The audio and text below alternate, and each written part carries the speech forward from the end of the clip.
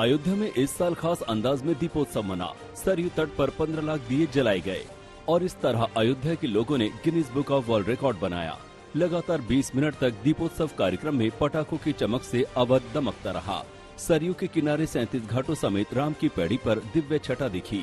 राम की पैड़ी पर 15 लाख दियों की रोशनी ने दुनिया में मिसाल कायम की थी। ये लाखों दिए लगातार 5 मिनट तक एक साथ जले। अयोध्या में ये सबसे भव्य दीपोत्सव था। देश विदेश से मंगाए गए सैकड़ों क्विंटल फूलों की सजावट से अयोध्या का कोना कोना चमक रहा था। केवल राम मंदिर के आसपास ही 40 क्विंटल से अधिक फूलों की सजावट की गई थी। राम की पैड़ी पर बैठकर पहली बार प्रधानमंत्री नरेंद्र मोदी ने लेजर शो के जरिए श्री राम कथा का चित्रण देखा। पीएम मोदी पहली बार दीपोत्सव में शामिल हुए। 3D होलोग्राफिक प्रोजेक्शन मैपिंग की तकनीक से राम कथा के चित्रण का अद्भुत प्रयोग सरयू किनारे की इमारतों पर हुआ। दुनिया भर के राम भक्त अवध के इस शाम के गवाह बने। 10,000 से अधिक लोग तो सरयू के किनारे साक्षात रामोत्सव में शामिल थे। सरयू किनारे भक्ति के संगीत के सुर ऐसे छिड़े कि अवध की शाम में राम धुन घुल गई। 22,000 से अधिक स्वयं सेवकों के श्रमदान ने अयोध्या में इस विशालतम आयोजन को संभव बनाया। 1800 से अधिक लोक कलाकारों ने श्री राम कथा के विभिन्न स्वरूपों को लोगों के सामने साकार प्रस्तुति दी। अयोध्या में दीपोत्सव का दिव्य कार्यक्रम मुख्यमंत्री योगी आदित्यनाथ ने 2017 से शुरू किया था। इस दीपोत्सव में पहली बार प्रधानमंत्री नरेंद्र मोदी आए, लेकिन दीपोत्सव में आने से पहले प्रधानमंत्री नरेंद्र मोदी पहले श्री राम जन्मभूमि पर पहुंचे। वहां रामलला के दर्शन आरती की।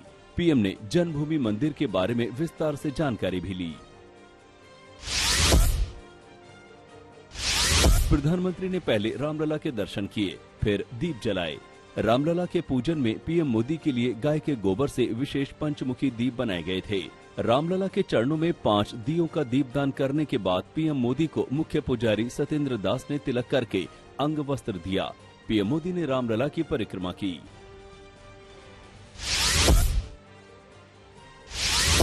मुख्यमंत्री योगी आदित्यनाथ के साथ पीएम जन्मभूमि पर बन रहे मंदिर का काम देखने पहुंचे। पीएम मोदी को जानकारी देने के लिए मौके पर नक्शे और मॉडल्स लगाए गए थे।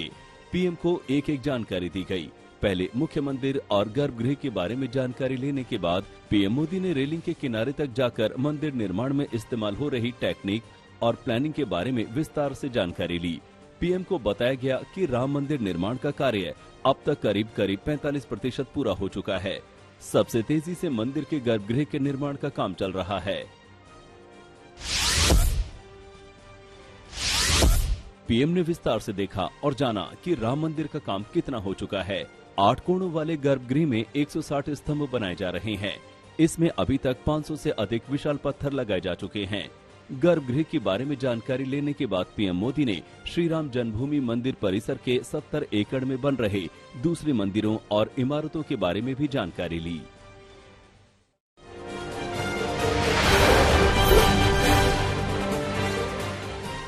गांव शहरों से लेकर देश की सरहदों तक रोशनी का पर्व मन रहा है। पुंछ में भारत पाकिस्तान नियंत्रण रेखा पर तैनात सेना के जवानों ने यहां लोगों के साथ मिलकर दिवाली मनाई। नियंत्रण रेखा की अंतिम चौकियों पर दिवाली का जोश दिखा। ये मेंढर में भारत पाकिस्तान नियंत्रण रेखा पर पाकिस्तान से 100 मीटर दूर स्थित चौकी की तस्वीर है। दिवाली के रंगों के बीच भारत माता की जय के नारे लगे।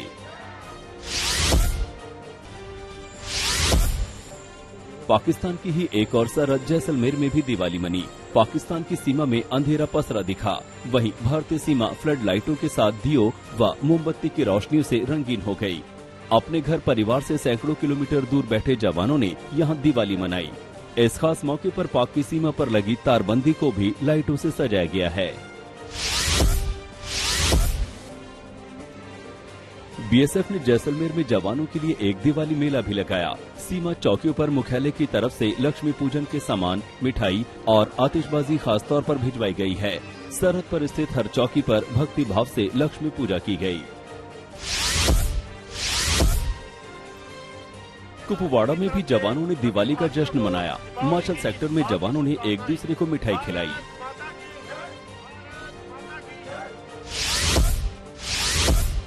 गुवाहाटी में बीएसएफ ने दिवाली मेला लगाया, जिसमें जवानों के चेहरों पर रौनक दिखी। जवानों ने अपने परिवारों के साथ इस मेले में शिरकत की।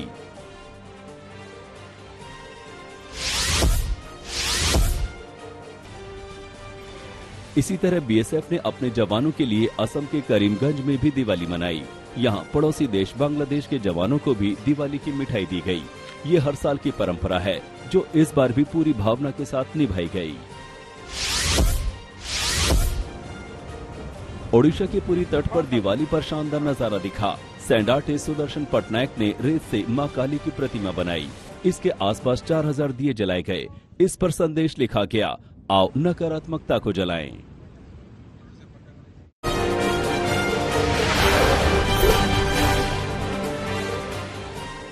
दिवाली पर सचखंड श्री हरमंदिर साहिब को दुल्हन की तरह सजाया गया। आज यहाँ हरमंदिर साहिब में आतिशबाजी की जाएगी। हरमंदिर साहिब की दिवाली देखने लोग दूर दूर से आते हैं। दिवाली से एक दिन पहले सचखंड श्री हरमंदिर साहिब को सजाया जाता है।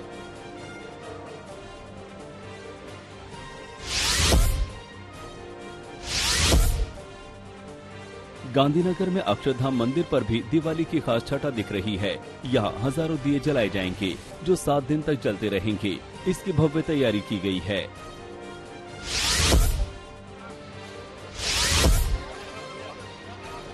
उत्तराखंड के मुख्यमंत्री पुष्कर सिंह धामी दीपोत्सव कार्यक्रम में भाग लेने उधम सिंह नगर के काशीपुर पहुंचे।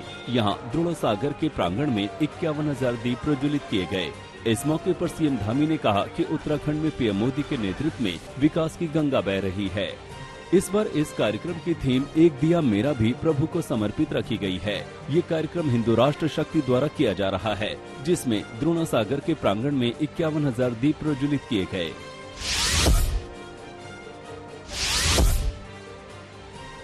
मुंबई में कई इमारतों पर दिवाली के लिए खास तौर पर सजावट की गई है।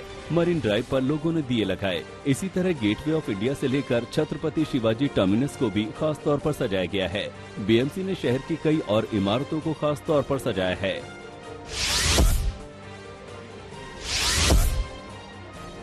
भोपाल में शिवराज चौहान ने अलग तरह से दिवाली मनाई। उन्होंने ये जश्न उन बच्चों के साथ मनाया जिन्होंने कोविड काल में अपने माता पिता को खो दिया था। शिवराज ने इन बच्चों के साथ डांस किया और खुशी मनाई। बच्चे सीएम हाउस में दिवाली मनाकर खुश दिखे।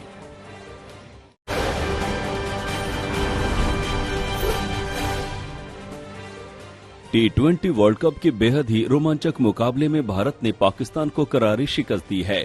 टीम इंडिया ने सांस रोक देने वाले इस मुकाबले में पाकिस्तान को 4 विकेट से हराया। आखिरी गेंद तक मैच कैसे रोमांचक बना रहा।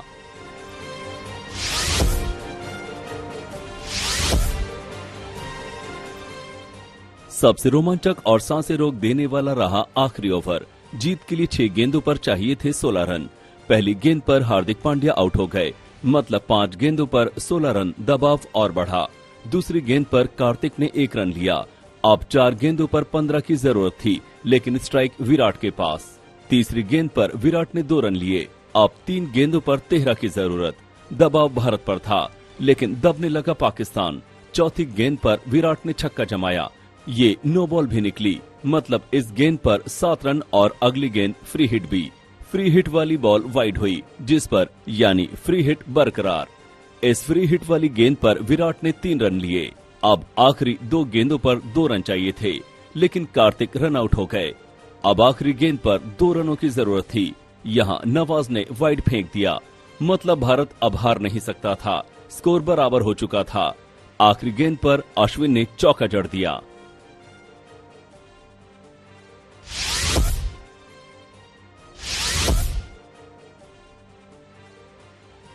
एक समय भारत भारी संकट में था। 31 के स्कोर तक 4 विकेट गिर गए थे। यहां से विराट के साथ हार्दिक की जोड़ी जमी, लेकिन पहले 10 ओवर में 45 रन ही बने। खुद विराट फंसे हुए थे। 12 रनों के लिए 21 गेंद खेल चुके थे। यहां से धीरे धीरे मोमेंटम शिफ्ट होना शुरू हुआ। विराट ने 43 गेंदों पर 50 पूरा कर लिया और फिर पीछे मुड़कर नहीं देखा।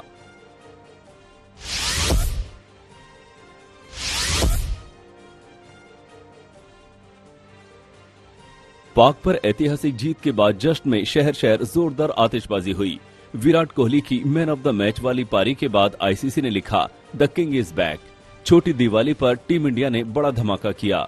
मेलबर्न में टीम इंडिया ने इतिहास रचा, लेकिन पाकिस्तान पर जीत का जश्न हर उस शहर में मनाया गया जहां जहां हिंदुस्तानी बसते हैं।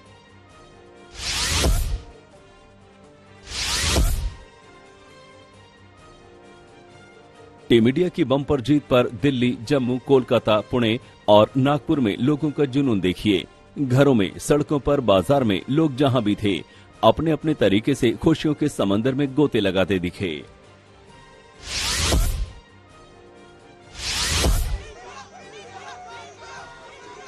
मेलबर्न शहर में ये रोमांचक मुकाबला खत्म हुआ। वहां का माहौल तो गजब का था। स्टेडियम के बाहर रोहित के रणवीरों के दीवाने समर्थक तो मानो पागल हुए जा रहे थे।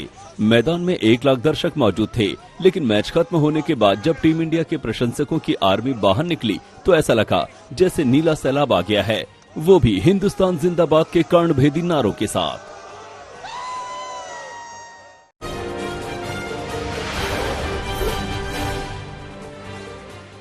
पटना सिटी क्षेत्र के बाईपास थाना इलाके के डॉक्टर्स कॉलोनी में एक प्रेस में भीषण आग लग गई। प्रिंटिंग प्रेस में जितना भी सामान था वो जलकर राख हो गया। आग बिजली के शॉर्ट सर्किट से लगी या पटाखों की वजह से ये अभी साफ नहीं है। लखीमपुर खीरी में पटाखों की दुकान में भीषण आग लग गई।